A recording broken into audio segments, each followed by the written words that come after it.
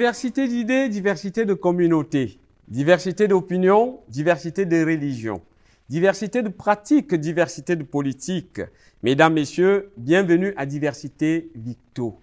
Dans cet espace, nous parlons de la diversité au sens large du terme, c'est-à-dire les idées, les pratiques, les projets, etc., etc., etc.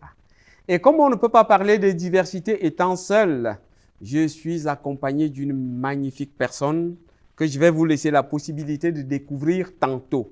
Mais avant, comme mon grand-père le disait, dans la forêt, chaque animal porte ses propres cornes. Alors, je vais me présenter, je suis Essou Malong. Je viens du Cameroun et je laisse la possibilité à notre invitée d'aujourd'hui de se présenter elle-même en tant que personne. Bonjour. Bonjour, Essouma. Comment tu t'appelles? Je m'appelle Andressa Dorado. Oui.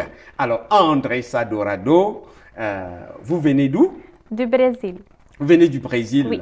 Ah, première, quelle est la langue qu'on parle au Brésil? On parle portugais. Portugais. Oui.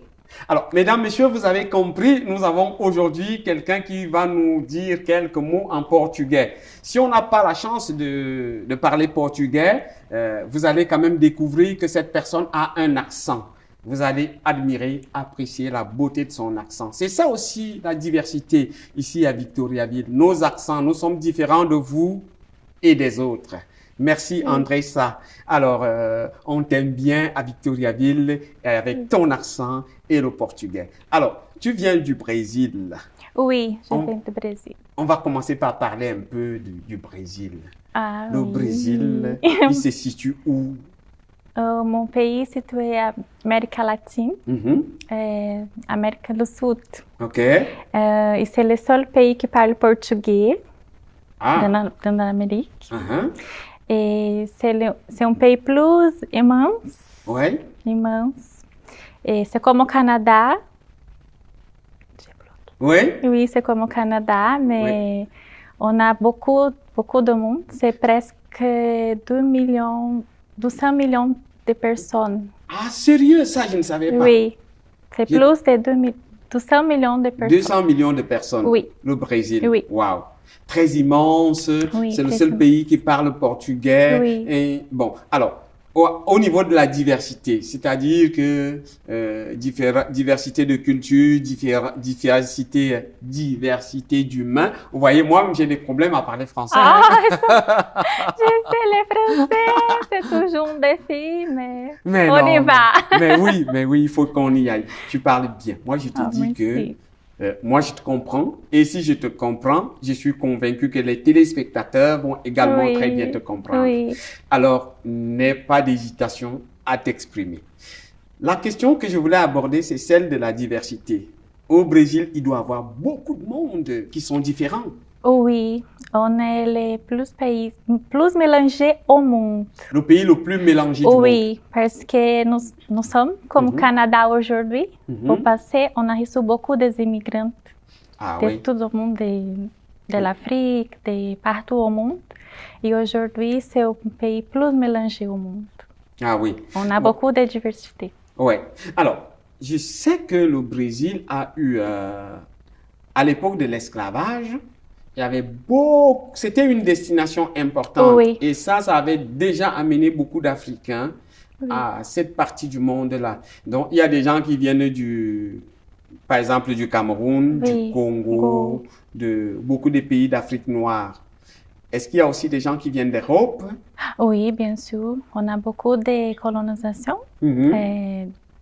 des Italiens, Germains aussi, Portugais aussi. On a beaucoup d'ethnies différentes. Ok. Principalement au sud du Brésil, on a beaucoup de colonies. Oui. Des Italiennes. Même en São Paulo, qui est ma ville, au São Paulo, on a une influence des Italiennes aussi. Ah, bon. Est-ce que, je me suis toujours posé cette question, j'imagine que tu connais le chocolat, bien sûr. Oui. Alors. J'aime le chocolat. Ah, tu aimes le chocolat. Alors, j'imagine que tu dois connaître comment on fabrique le chocolat. Parce que au Brésil, on dit qu'on cultive beaucoup le cacao là-bas. Oui. Mais je ne connais pas vraiment une fabrique de chocolat. Je pense qu'au nord-est du Brasil, la province s'appelle Bahia. Il y a une production immense de cacao. Oui. Et au sud du Brésil aussi. Mais dans ma ville, São Paulo, c'est moins. On produit beaucoup de café. Ah, le café aussi. Oui, parce que le Brésil, il y a une grande forêt au Brésil, hein, oui, c'est ça. Oui. Ce sont des plantes qui poussent dans la forêt. Oui, et notre climat aussi nous aide beaucoup parce que c'est un climat tropical. Et le café et le cacao sont des choses qui poussent dans un climat tropical. Oui. Ah, ça, c'est... Ça donne beaucoup de chocolat. Mais oui, quand je t'entends parler comme ça me rappelle l'Afrique. Hein. Ça me rappelle l'Afrique, du pays d'où je viens, le Cameroun. C'est un pays où on cultive le cacao et le café, et c'est un pays tropical. Oui. Et c'est pratiquement les mêmes climats, les mêmes températures, j'imagine. Alors, au Brésil, c'est quoi les plats, les mets que vous cuisinez là-bas? Oh, c'est un mélange parce qu'on a beaucoup de régions qui font des nourritures différentes, des repas différents. Par exemple, dans ma ville, on cuisine une chose. Dans une autre ville, par exemple, Minas Gerais, c'est une autre chose. On mange beaucoup feijoada, que c'est un plat plus célèbre au monde. Et c'est les esclavages. Dans l'époque de l'esclavage, les personnes noires font des plats parce que les patrons donnent des choses à manger et les esclaves font des plats différents avec les restes de porc, des oreilles de porc, des côtes de porc, des pieds de porc, des pattes de porc. Et après ça, se donne la feijoada. Wow. Que c'est un plat merveilleux. C'est délicieux. Alors, tu dis que ça s'appelle comment? Feijoada. Feijoada. Feijoada. Feijoada. Oui, wow. Bravo, Thomas. Parle bien portugais. Merci. Oui, c'est un plat avec les haricots noirs aussi. Et on fait, normalement, on mange pendant l'hiver parce que c'est un plat chaud. Et ça nous donne beaucoup de force pour travailler. Alors, ça veut dire que si je vais au Brésil, je demande ce plat-là, on va me servir. Oui. Avec du riz blanc aussi, et des farofas, farine de manioc. On mange beaucoup aussi avec farine de manioc. Et après, on mange les oranges pour faire la digestion. Ok. Je constate qu'en Amérique latine, notamment le Brésil aussi, vous mangez la farine de manioc. Hein, parce que même nous, en Afrique, on mange beaucoup cette farine de manioc-là, cette racine. Le manioc, mesdames, messieurs, c'est une plante et on prend sa racine qui est grosse à peu près comme ça et longue. Et puis on va nettoyer, on enlève la peau, on va faire de la farine avec, vous savez, le processus. Donc, c'est ça. Alors, ça doit être un plat qui est vraiment consommé là-bas. Hein? Oui, feijoada, je pense que c'est le premier plat. Et après, on mange aussi churrasco. Churrasco. Barbecue. Churrasco. C'est barbecue de quoi? De viande. De viande. Toutes les viandes? Toutes les viandes. De porc, de bœuf, de tout. Wow. Et notre barbecue, c'est différent d'ici. On ne mange pas de saucisses, par exemple, des hambúrguer. On ne mange pas. Ah non? Non. On mange la viande, des poulets, des bœufs, des porcs, mais on ne mange pas de saucisses. Ah, il y a aussi une autre chose, c'est comme une saucisse, qui s'appelle linguiça. Linguiça. Linguiça, très bon, justement. Linguiça, c'est... Oh, ça me manque beaucoup. Ah, ça va aller. Mais ici, on ne trouve pas de la même façon. C'est différent. C'est une chose qui manque beaucoup, mais on s'arrange. Ok. En dehors de cet aspect culinaire qui te passionne, parce que je sais que quand je te vois, tu as l'air très maternel, très quelqu'un qui connaît les repas, très famille. En dehors de ça, au Brésil, il doit y avoir une grande diversité en termes de pratiques de danse, en termes de musique. Est-ce que tu peux nous dire quelque chose dessus? Oui, le Brésil, c'est connu pour notre danse qui s'appelle la samba. Samba. La samba, oui, la samba. Samba, c'est très connu. Mais il y a aussi des autres genres musicaux, comme forró, pagode, sertanejo, Mantena. Il y a aussi des funk, qui c'est un autre genre musical aussi. Ah, on a beaucoup de genres musicaux. Et aussi des musiques traditionnelles. Ah oui. Des régions. Chaque région, il y a aussi des musiques traditionnelles. Oui. Alors, j'avais découvert quelque chose qui certainement vient d'Afrique, mais quelque chose qui est au Brésil. C'est un instrument de musique qu'on appelle le berimbau. Ah oui, berimbau. Oui, j'avais vu ça. C'est une corde comme ça. On m'avait dit que ça vient d'Afrique et ça ressemble vraiment à un instrument qui se retrouve dans la région d'Afrique centrale. C'est une corde. J'ai dit, waouh. Oui, berimbau, normalement, on utilise pour jouer la capoeira. Voilà, exactement, la capoeira. Oui, parce que fait la musique avec le berimbau. Oui. Et joue la capoeira. Ok. Alors, la capoeira, c'est une danse traditionnelle brésilienne. Il paraît que ce sont des esclaves qui l'ont mise sur pied. C'est très athlétique parce que ils s'entraînaient apparemment pour pouvoir se défendre dans des centres d'esclavage. Apparemment, c'était ça. Hein? Oui, c'était ça. Waouh, le Brésil, c'est vraiment le pays du monde. Hein? Oui, on a beaucoup de choses là-bas. C'est un pays merveilleux aussi, avec beaucoup de forêts, de nature aussi. Justement, est-ce que le tourisme est développé au... Oui, le tourisme est développé. Par exemple, São Paulo, c'est une ville plus d'affaires. Ok. C'est ma province. Okay. Mais par exemple, Rio de Janeiro, c'est une ville de touristes, beaucoup de plages. On a beaucoup de plages aussi. À São Paulo aussi, Rio de Janeiro, Bahia, Pernambuco, Ceará, sont des provinces différentes. Alors, si un Québécois, quelqu'un qui habite au Québec, décide d'aller visiter le Brésil, toi, tu lui dirais de commencer par où? Oh, c'est difficile, mais si la personne aime la plage, je pense qu'au nord du Brésil aussi, au nord-est aussi, il y a beaucoup de plages, mais il y a les endroits aussi pour l'histoire aussi, comme au sud du Brésil, São Paulo aussi, on a beaucoup de musées aussi pour faire des visites, mais à mon avis, je commencerai pour la plage. Tu commenceras par conseiller la plage, aux gens. Ok, c'est bien. Et pour des gens qui aiment la forêt comme moi, la grande forêt. Au nord du Brésil. Le nord du Brésil. Oui. Et il paraît qu'il y a beaucoup d'arbres différents. Oui, et aussi parce qu'il y a des autochtones, les Premières Nations du Brésil qui habitent au nord du Brésil, des réserves aussi.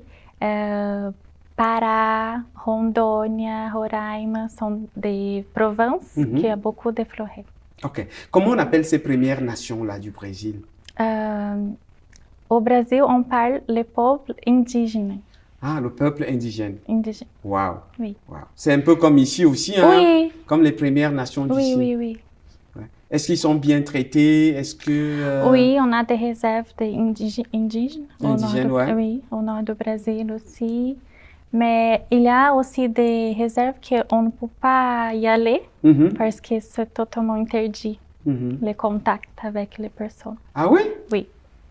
Pourquoi? Pourquoi c'est interdit? Je pense que pour garder les origines. Ah, pour les préserver? Oui, pour préserver. Ok, oui. D'accord.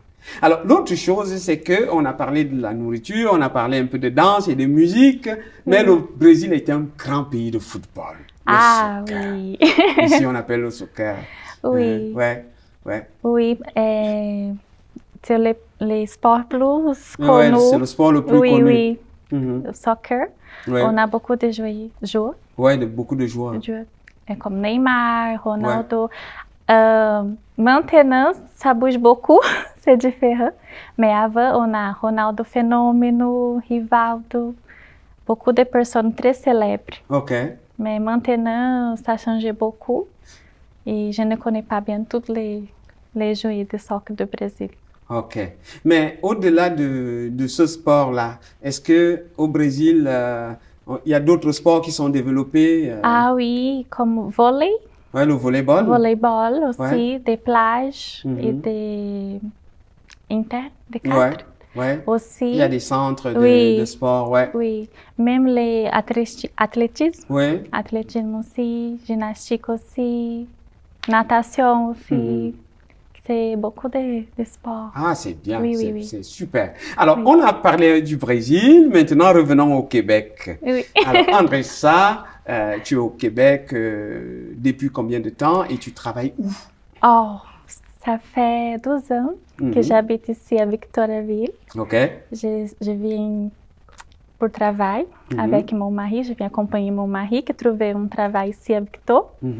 Et moi, maintenant, je travaille au CIBF, au Comité d'Accueil International de Bois-Francs. Bravo!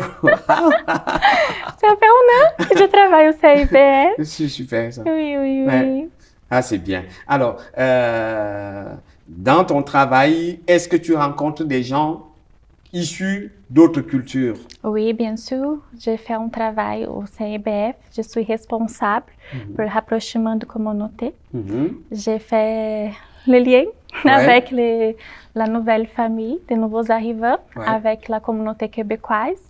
Et j'ai fait le programme de jumelage interculturel, que c'est le programme qui on rapproche les communautés. Et ça fait un an que j'ai la possibilité de rapprocher les gens et j'aime mon travail. Oui, ça se voit. Ça se voit vraiment que tu aimes ton travail. Et surtout, tu as la chance d'être un témoin de comment les gens, les familles peuvent se mettre ensemble. Est-ce qu'il y a de la difficulté? Est-ce que tu sens qu'il y a des communautés qui disent non, nous on ne veut pas? Oui. Ah oui? On a un peu de défis pour faire. Un peu de défis, oui, hein? Oui, pour faire le rapprochement avec certaines communautés. C'est dommage parce que moi, j'aimerais faire des jumelages avec tous les nouveaux arrivants, avec mes bénévoles, mais parfois c'est un peu difficile. Ok, mais on espère que ça va aller. Oui. On espère que ça va aller parce que vous travaillez fort, le comité d'accueil met tout pour que les gens puissent se rapprocher. Et surtout les personnes qui sont sur le terrain comme toi, c'est vraiment bien. C'est de beaux projets. Alors, au-delà de cet aspect qui est professionnel, où tu mets les gens ensemble. Est-ce que toi-même, tu as des amis qui viennent d'ailleurs? Ah oui. Moi et mon mari, on crée un cahier pour toutes les personnes que je connais en personne. J'ai écrit au cahier. Ah oui? Les pays. Les pays? Est-ce qu'il y a mon nom dans le cahier là? Oui, bien sûr, souvent. Et on a 70 pays différents. Sérieux? Oui, j'ai oublié d'apporter mon cahier, mais on a beaucoup de personnes différentes ici à Victoriaville, de nationalités différentes. 70 nationalités différentes? Oui, parce que comme je suis arrivée ici sans français, j'ai fait mes études de francisation au Monseigneur Côté et je me donne l'opportunité de faire connaissance des pays et j'ai commencé à écrire chaque personne que j'ai parlé un petit peu. Ah, par exemple, d'où viens-tu? Je viens de Colombie. J'ai écrit Colombie. Ah, d'où viens-tu? Ah, d'Haïti. J'ai écrit Cameroun. Des choses comme ça. Et moi et mon mari, parce que mon mari aime la géographie, et on commençait à faire ça. Et c'est drôle parce que maintenant, on a 70 pays différents. Wow! Mais vraiment, félicitations. Moi, je n'avais jamais eu une pareille idée, mais c'est une idée inspirante. Oui, parce que j'ai beaucoup d'amis aussi des autres pays. Et c'est pour ça que j'ai dit, on va commencer à écrire. Bon, est-ce que tu penses que toi, d'un point de vue personnel, ça t'apporte quelque chose? Ah oui. Oui, parce que Andressa d'aujourd'hui, c'est pas la même Andressa de 2 ans après. Parce qu'au Brésil, on n'a pas cette opportunité de faire les connaissances. On a beaucoup d'immigrants aussi, mais c'est différent. Parce que dans notre routine, on travaille, on retourne à chez nous, on fait des choses avec nos familles, on fait comme ici c'est différent parce que nous sommes toutes seules ici. Je n'ai pas d'amis au début, c'est moi et mon mari et mon chat que j'ai venu du Brasil aussi. C'est juste nous trois, mais maintenant non, maintenant j'ai fait la connaissance de personnes de nationalités différentes et pour moi c'est très important, même pour mon travail. Ah. Bon. Est-ce que au niveau de tous ces gens que tu rencontres là, est-ce que il y a des choses particulières que tu pourrais mentionner, notamment le rapport aux femmes, le rapport aux hommes, le rapport aux petits-enfants? Est-ce qu'il y a... Oui, pendant notre rencontre, je remarque beaucoup de choses différentes. Ouais. Même pour la culture québécoise aussi, c'est différent chez nous, mais sont des choses positives.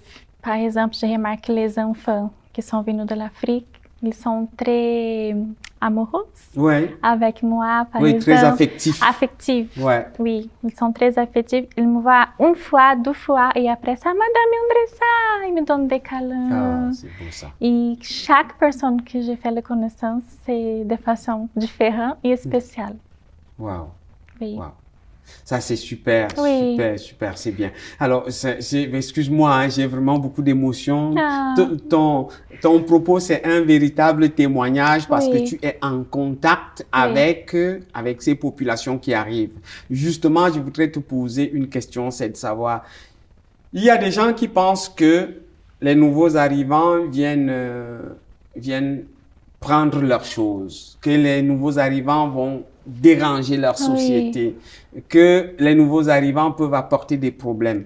Qu'est-ce que tu peux dire à ces gens-là? Ah non, c'est pas la vérité. Je pense qu'on doit donner la chance de faire des connaissances parce que nous sommes ici, par exemple, moi et mon mari, nous sommes ici pour travail. Mon mari, par exemple, était un ingénieur au Brasil. Ici, il fait le travail de machiniste. Et moi-même, j'ai fait mon bac au Brasil de gestion commerciale. Ici, je travaille avec le travail social. C'est différent. On est ici pour aider au Québec, aider au Canada, pour l'économie, pour faire grandir la population aussi, parce que on a beaucoup de demandes ici, de main-d'œuvre, et on est là pour aider, pas pour voler. Oui, ça c'est bien dit. Oui, c'est mon avis.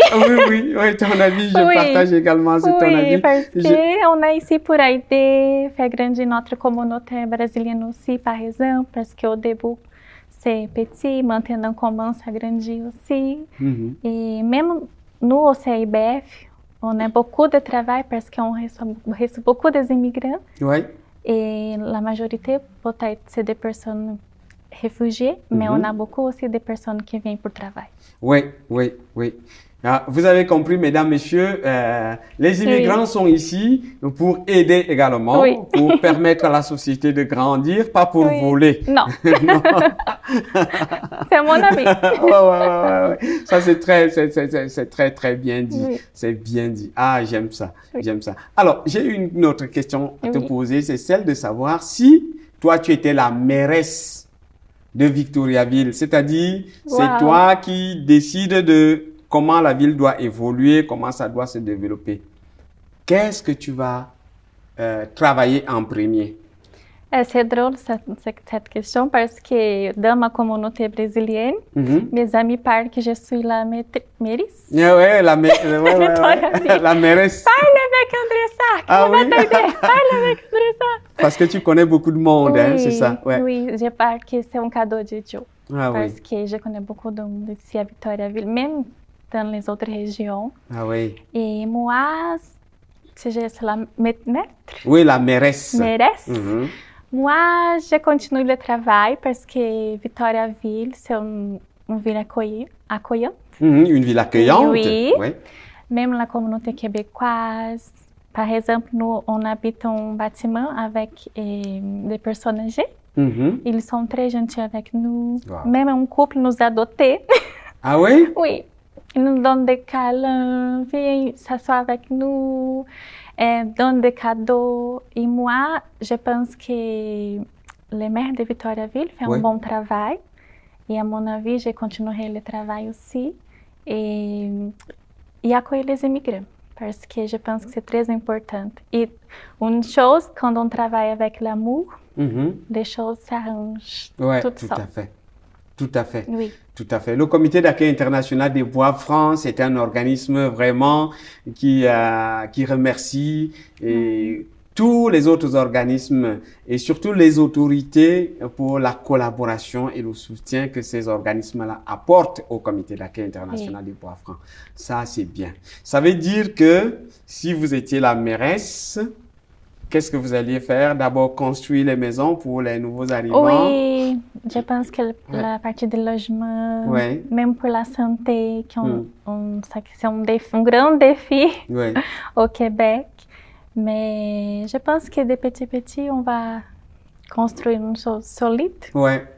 Et avec les immigrants, les choses vont ça bouger aussi. OK. Mesdames, Messieurs, vous avez compris, c'est la fin de cette émission Diversité Victo. On a passé un bon moment avec Andressa qui nous vient du Brésil. Une autre culture, une autre façon de voir le monde, une autre façon de s'organiser. Mais c'est ça qui fait la beauté de Victoriaville. Nous vous revenons bientôt avec une autre émission, un autre invité. Au revoir.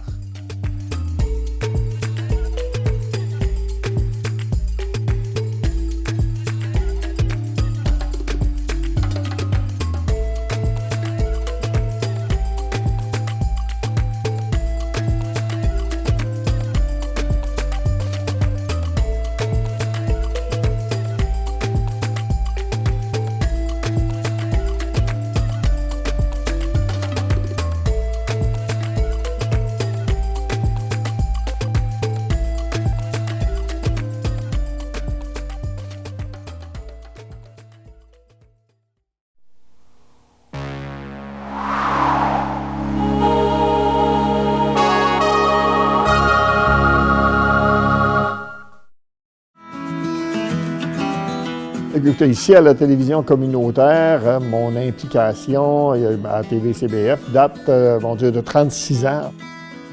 À part notre travail, on fait toutes sortes de choses qu'on fait pour notre plaisir. Alors pourquoi pas, si on peut en faire quelques-unes qui ont une utilité. Et en même temps, c'est une façon de redonner à la communauté.